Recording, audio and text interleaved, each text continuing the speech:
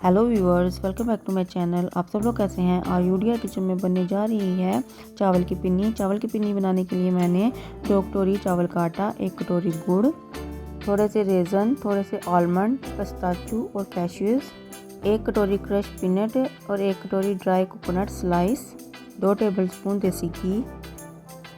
Almond, पिस्ताचू और cashews optional हैं। अब एक पैन में मैंने 1 कटोरी गुड़ डाला है और इसमें थोड़ा सा पानी डालकर इसे मेल्ट करना है। इसे अच्छे तरीके से मेल्ट करना है ताकि इसमें कोई गुठली ना रहे।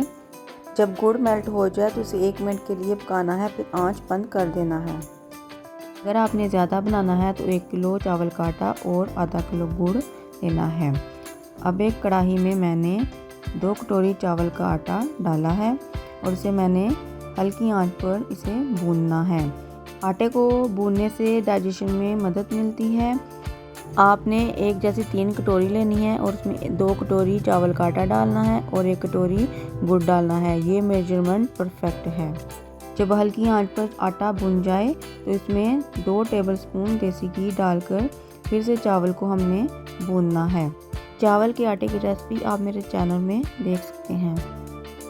जब घी मेल्ट हो जाए तो इसमें ड्राई खोपरा, मूंगफली, किशमिश, काजू, पिस्ता, बादाम ये ऑप्शनल है और जो गुड़ हमने मेल्ट किया है वो थोड़ा थोड़ा डालकर इसे मिक्स करते जाना है। जब सारा मिक्स हो जाए तो नीचे से आंच को बंद कर देना है और इसे ठंडा होने के लिए थोड़ी देर के लिए रखना है।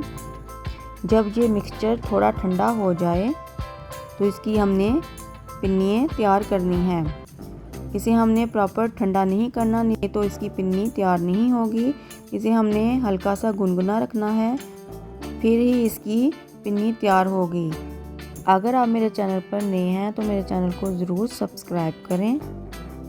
फिर से मैं एक पिन्नी तैयार करती हूँ और इसे दबा दबा कर पिन्नी बनानी है।